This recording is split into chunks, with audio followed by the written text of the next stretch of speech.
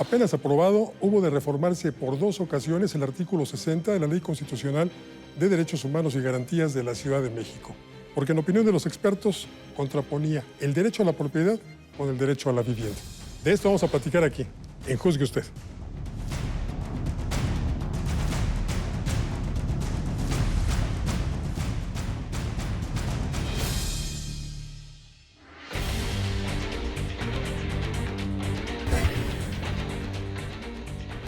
Doctor Fernando Martínez de Velasco, bienvenido. Buenas noches. Gracias, buenas noches, Francisco. Abogado postulante. Así es, Mediador litigante. privado. También 196 por el tribunal. Muy bien. Doctor José Antonio Sánchez Barroso, bienvenido.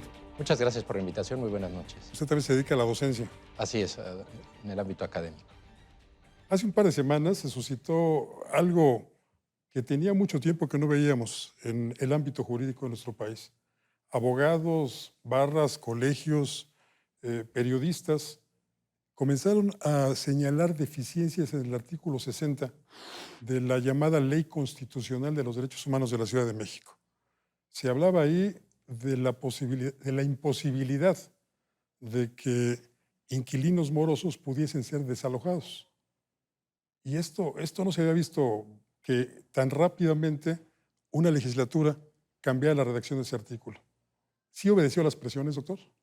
Pues yo creo que sí, pero esta reforma que acaban de hacerse, el 31 de mayo, acaba de reformarse este artículo que originalmente nació el 8 de febrero, Sí. Ya había tenido una primera reforma y eso se dio al mes después, y se reformaron 30 artículos de esta misma ley constitucional de derechos humanos y garantías. Desafortunadamente no se escribió como debería de ser y entonces se hace una mezcla de dos palabras que se contraponen. Se habla de lanzamiento y se habla de desalojo. Cuando hablamos de lanzamiento, y más los que nos dedicamos al tribunal, hablamos de una orden judicial que hace que una persona tenga que desocupar un inmueble. Y esto no nada más es materia de arrendamiento, sino también alguien que compró una casa y no la pagó, el juez ordena el lanzamiento de esta persona que desocupó. Estas son las connotaciones reales y legales de lanzamiento que hablaba el artículo 60. Pero como lo revuelven con un desalojo, entonces sí, desalojo sí es una palabra que tiene que ver con la desocupación de una o varias personas de un lugar en donde se hace con la fuerza pública y sin mandato judicial. Este desalojo está regulado inclusive en las leyes internacionales, en el sistema, por ejemplo, interamericano de derechos humanos y el sistema de la ONU en respecto de derechos humanos. Y el artículo 9 constitucional de la Ciudad de México tenía muy buena redacción como fuente de esta ley de derechos humanos, como fuente porque hablaba de la prohibición de desalojar ilegalmente. Entonces, en eso estribaba todo. en ese sentido, la redacción, si se hubiera sido adecuada correctamente, como ya se hizo en mayo, a el contexto de la Constitución de la Ciudad de México y al contexto internacional, creo que nunca hubiéramos estado sentados aquí platicando. A lo mejor de otro tema, sí. Seguramente. Doctor Sánchez Barroso, se llegó a pensar que aquí estaban dos derechos encontrados, el derecho a la propiedad y el derecho a la vivienda, porque incluso como estaba redactado originalmente el artículo, o en esa segunda reforma, como estaba redactado, se hablaba de que la administración pública tenía obligación de dotar de vivienda prácticamente de inmediato a aquellos que hubiesen sido desalojados. Sí, así es. El texto original decía que las autoridades competentes, no decía quiénes eran las autoridades competentes, tenían que garantizar el acceso o precisamente a que tuvieran una vivienda estas personas que eran objeto de los desalojos, de los lanzamientos, lo cual en el ámbito jurídico implicaría una franca violación al principio constitucional de división de poderes. ¿Y por qué es esta situación? Porque una orden judicial que ordena precisamente la desposesión de un bien porque alguna de las partes en un juicio ha dejado acreditado su derecho, estaría sometido a una capacidad administrativa por parte del Ejecutivo de cumplir con un proyecto, con un derecho de dar vivienda a estas personas. ¿Qué implicaría desde el punto de vista práctico? Que una persona podría tener su sentencia condenatoria a su favor, pero que no se podría ejecutar en la práctica, porque la otra persona, la vencida en juicio, podría alegar este derecho de que el Estado no le ha garantizado este derecho a la vivienda. Fue uno de los aspectos que ahora se modificó. Ahora simplemente dice, pues estas personas podrán optar, podrán participar en los proyectos de vivienda que ofrece el gobierno de la Ciudad de México, pues como lo pudo haber sido sin haber sido parte de un litigio, ¿no? Es decir, muchas de las cuestiones que hoy están ya en ese artículo 60 reformado, pues ya existían. Es decir, el derecho a audiencia, las garantías procesales, el que no hubiese un desalojo sin una orden judicial, pues no hace falta ese artículo 60 como para que ya el sistema jurídico diera una respuesta al respecto. Claro. ¿Qué tan garantizada está para los ciudadanos la propiedad privada en nuestro país? Al 100%, desde luego. Por eso están los tribunales y para eso está instituido el juicio de amparo para garantizar la propiedad.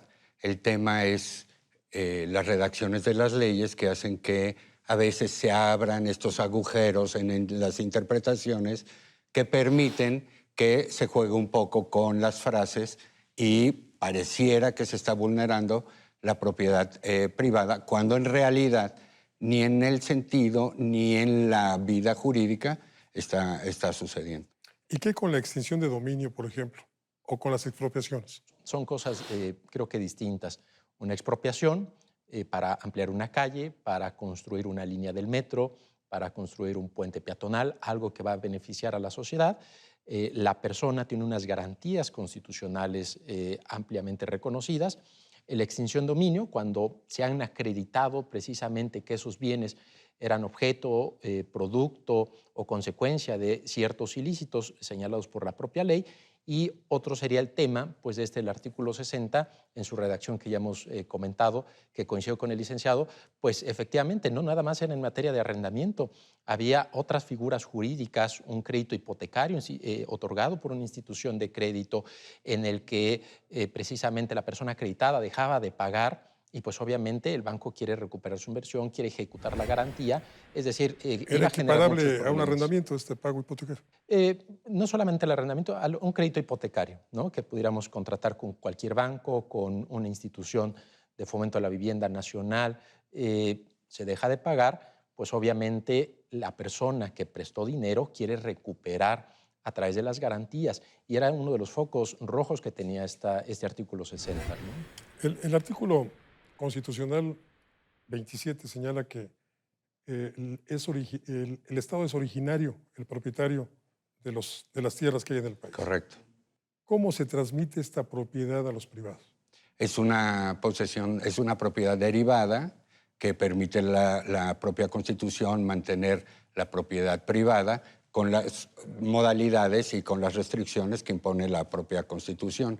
De tal manera que, como lo dice el maestro, si hubiere alguna necesidad de que el gobierno recuperara, ya sea federal o local, un pedazo de tierra, tendría que expropiarlo con ciertas condicionantes, como es demostrar el interés colectivo para el uso de esa tierra, si no sería inválida. Y en cuanto a los terrenos nacionales, ¿cómo se desincorporan del Estado?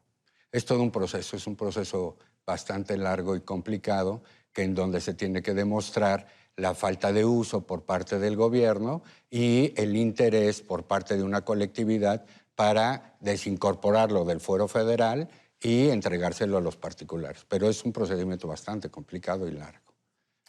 Prácticamente nuestro país, a raíz de que el ejido pues dejó de tener todas las prerrogativas que poseía hasta antes de la década de los 90, desapareció casi la propiedad de usufructo, ¿no? Estas tierras estas parcelas, estas tierras de uso común, estas tierras para sembrar por parte de los propios ejidatarios, pues evidentemente conforme van creciendo las manchas urbanas, va haciendo la necesidad de que se extinga el ejido, de que esas parcelas pasen a formar parte del dominio privado, se puedan después enajenar sin necesidad de la Asamblea Ejidal. Creo que simplemente es consecuencia de un desarrollo urbano que han tenido las grandes ciudades, ¿no? ¿Hay otra forma de que se dé la propiedad en usufructo, independientemente del ejido? Sí, claro, cuando las personas quieren hacer un gravamen, el usufructo es un derecho real, de tal manera que es muy utilizado cuando yo heredo mis bienes, las personas heredan sus bienes, es muy común que se les hereden a los hijos y para asegurar la estancia de la cónyuge o el cónyuge dentro del inmueble, por ejemplo, lo graban con un usufructo de tal manera que se llama vitalicio, que dura por toda la vida del cónyuge o la cónyuge que se le deja a su favor. Una vez que muere, se levanta este gravamen y los propietarios ya pueden disponer libremente del inmueble. Pero es una manera de limitar el uso de la propiedad de los propietarios y se le transmite al usufructuario. Estamos hablando de propiedad privada exclusivamente en lo inmobiliario, pero otros tipos de propiedad privada se podría ver afectado por algunas leyes que actualmente están discutiéndose.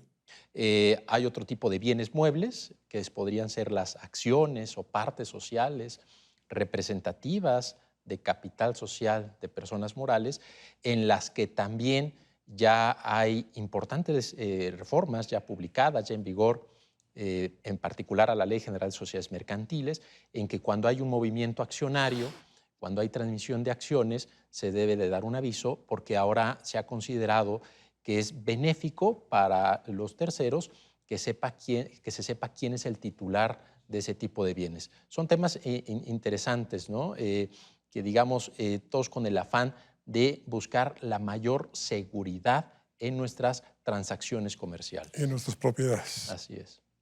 Pues doctor, muchísimas gracias por estar con nosotros esta Gracias noche. por la invitación. Gracias. Doctor Martínez de Velasco, muchísimas gracias. Gracias por la invitación. Gracias. Como nunca, el derecho a la propiedad privada está garantizado en nuestro país. De eso platicamos esta noche con los expertos. Pero lo que nos interesa es que juzgue usted. Soy Francisco Rodríguez, le agradezco su atención. Lo invito a que nos reencontremos aquí la próxima semana. Mientras tanto, le deseo, como siempre, buenas gracias y muchas noches.